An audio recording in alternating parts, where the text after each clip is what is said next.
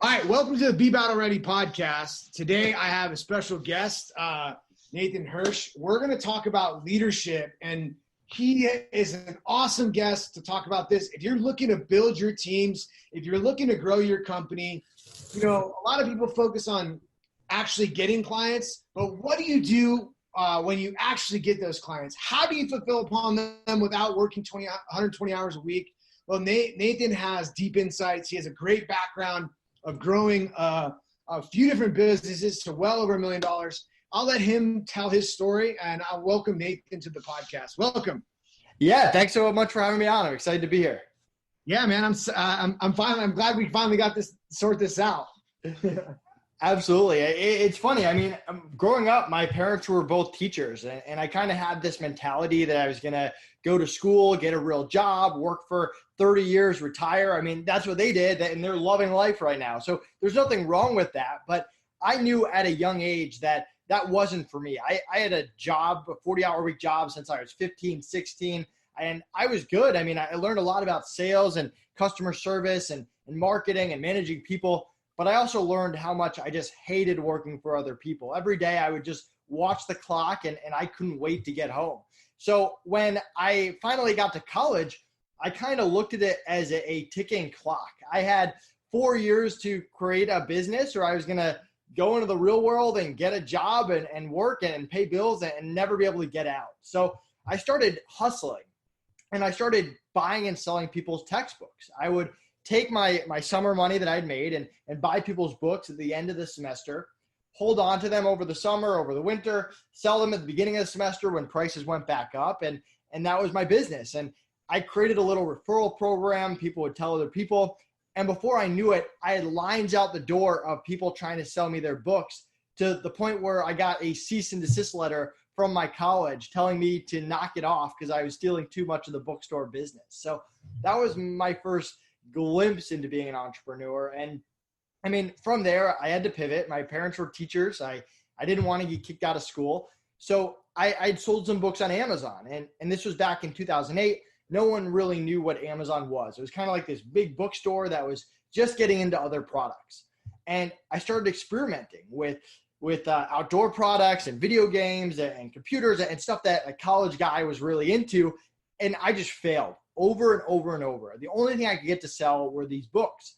And it wasn't until I branched out of my comfort zone and found the baby product industry that my business really took off. So if you can imagine me as a 20-year-old single college guy selling baby products on Amazon, that was me. And this business exploded. I mean, it was the wild, wild west of Amazon. And my parents tell me that I should probably pay taxes, right? And I meet with an accountant. And the first question he asked me is, when are you going to hire your first person?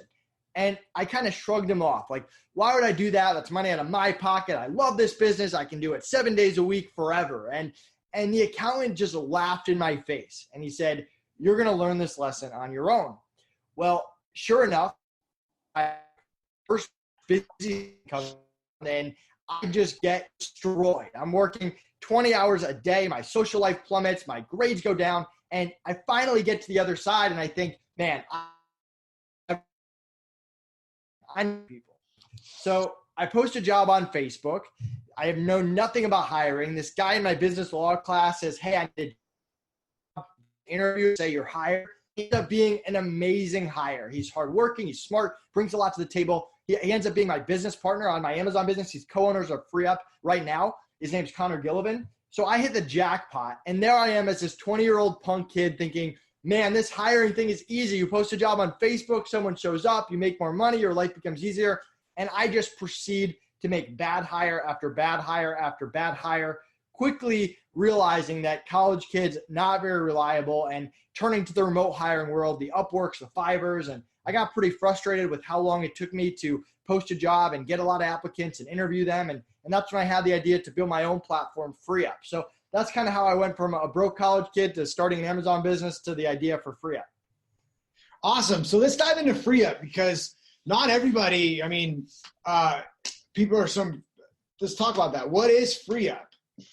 Yeah, so I tried to take everything that I liked about the other platforms and change everything that I didn't like. So we get thousands of applicants every week. These are virtual assistants, freelancers, agencies from all over the world. We vet them for skill, attitude, communication. Top 1% get on our platform, and then we make them available to our clients quickly whenever they need them. You don't have to browse. You put in a request. We send you one person by default. You can always say, send me 3, send me 5. We're happy to do it. From there, you can interview them, hire them, negotiate rate, agree to fixed price. You can pass and provide us feedback, and we'll get you someone else based on that feedback. So it's a pretty fast and efficient process. And on the back end, we have 24/7 support in case you have even the smallest issue, and a no turnover guarantee. If someone quits, we cover replacement costs. So that's really the concept, the pre-vetting, the speed, the customer service, and the protection. Yeah, I have quite a bit of experience with the other platforms, and that is, you get spammed like no other once you post a job on other platforms. Let's talk about because it's probably just not virtual assistants, right? Because a lot of people think like, a lot of small business owners, that's the first thing that they heard. They maybe either read the 4-Hour Work Week, or they've listened to some guru say, hey, you need a VA. But, that's not like, that's a remote staff member isn't always a VA, right? Like, talk to us about that. Tell us the difference between who's on your platform. Yeah, I mean, we like to divide it into 3 levels. So you got basic, mid, and expert. Basic, when you virtual assistant, they have years of experience because we're not a marketplace for newbies, but they're followers. They're there to follow your systems, your processes. Then we got the specialists, the graphic designers, the bookkeepers, the writers. They're the doers. You're not teaching a graphic designer how to be a graphic designer, but they're not consulting with you either. And those can be US or non-US, maybe in that $10 to $35 an hour. And then you got the experts, the 25, 30 and up, the high-level freelancers, consultants, agencies. They're bringing their own strategy, their own expertise to the table. They can execute high-level game plans. So what you have to decide as a business owner is, do you need a follower? Do you need a doer? Or do you need an expert? And I only hire people from my own platform. For example, our customer service, our billing is all done by the followers. We have VAs in the Philippines that we got on our platform that crush it. I hired someone with years of bookkeeping experience, but he does it our way. Then we've got the doers, the mid-level people. I have a specialist who runs my Instagram. I have a graphic designer. I have a video editor. And there's a certain level of collaboration, but I'm not saying do this step 1, do this step 2. He knows how to video edit.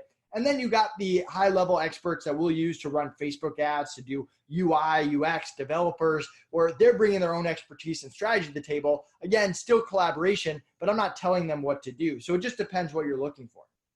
Yeah, absolutely. And I'm super pumped. I'm getting chills talking about you, because this is one of the messages that I drive home is that you need to, as the business owner, as you go up the scale of how big your business is, you need to take decision-making power off yourself, because, one of your finite resources as a business owner is your ability to make decisions. Like, you can only make certain amount of decisions in a day. And at the end of the day, like, those decisions are driving your business forward. So I'm pumped that you broke it up with that and really providing that for the marketplace.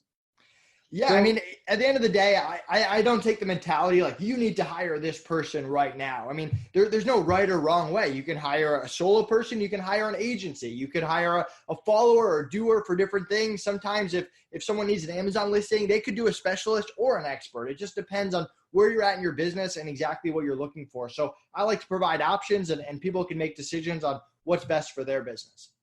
Yeah, I mean, I think a few months ago, I used the platform. I needed somebody to list some products, do some stuff I didn't know on Amazon. And I was like, okay, here you go.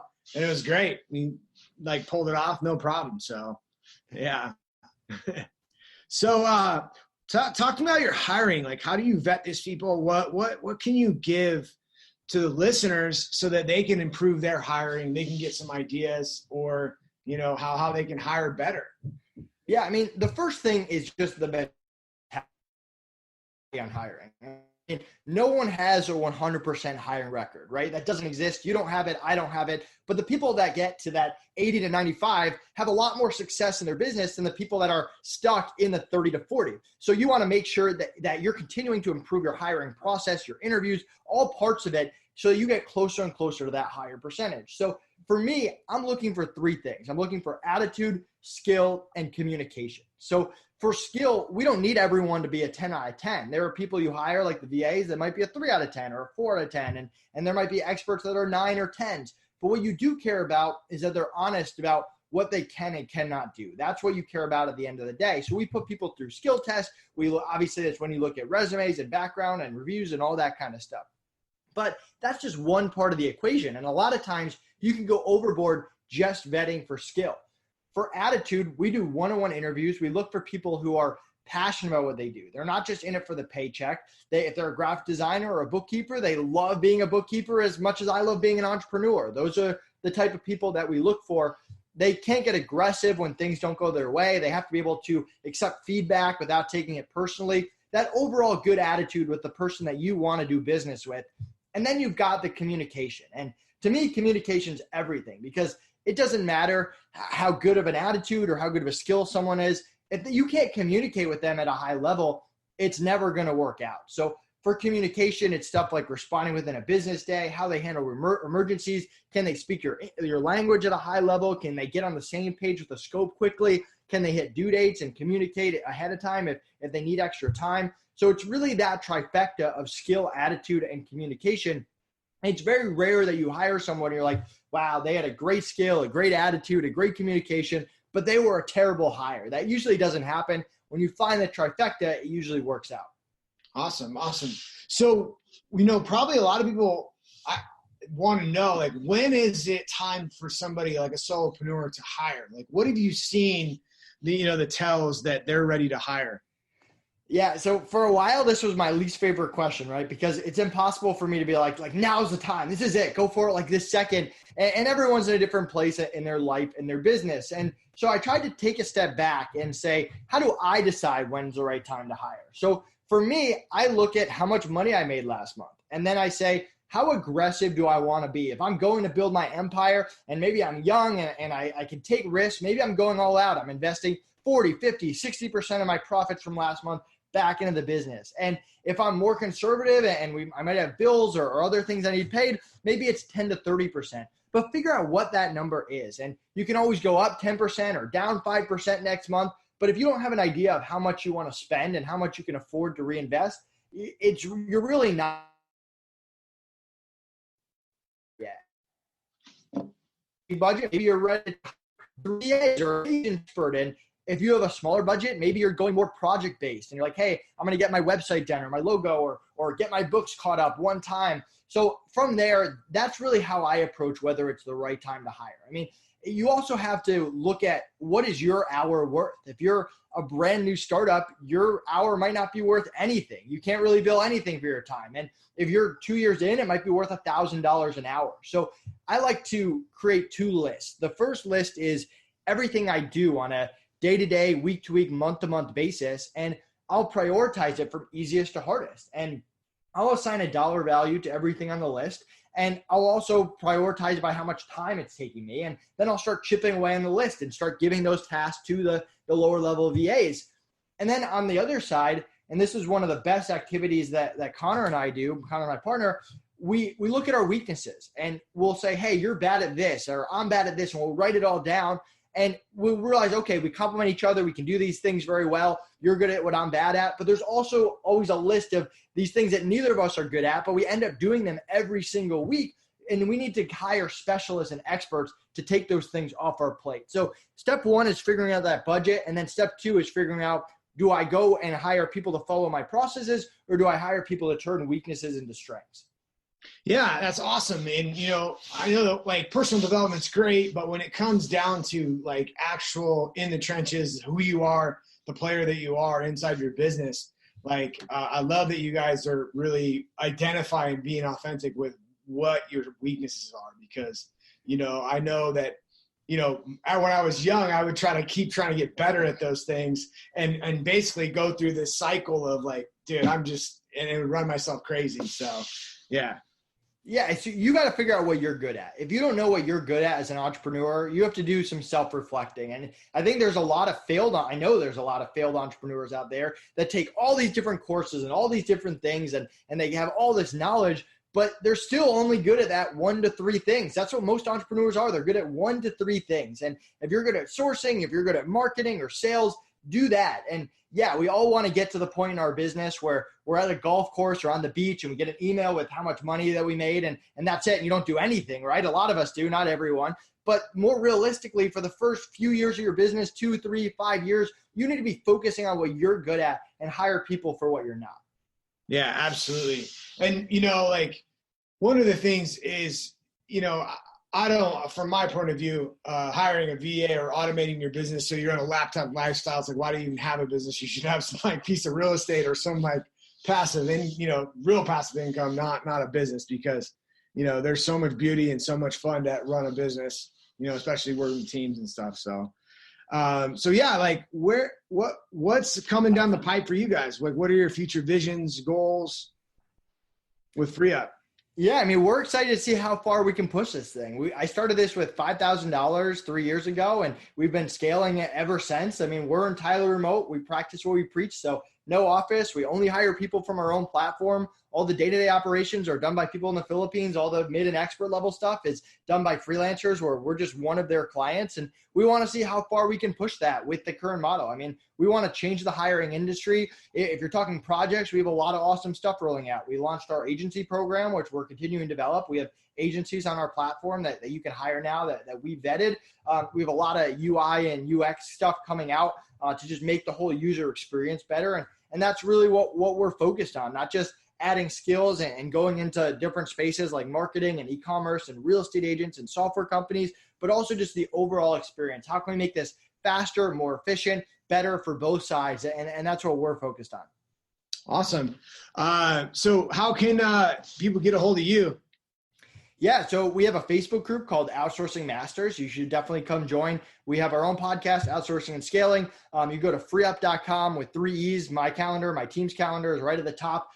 And you can create a free account, mention this podcast, get a $25 credit to try us out. Awesome. That's awesome, man. I appreciate you having me on. And I think, a lot of the entrepreneurs out there, especially solopreneurs, need to hook up with you, get on your platform, figure out what's go through that process you just mentioned to identify their next hire, because, that next hire could be the next really truly growth piece of it. It'll free them up from doing what they need to do to get to the next level. Awesome. Well, I appreciate you having me on, and have a great rest of the day. Yeah, you too.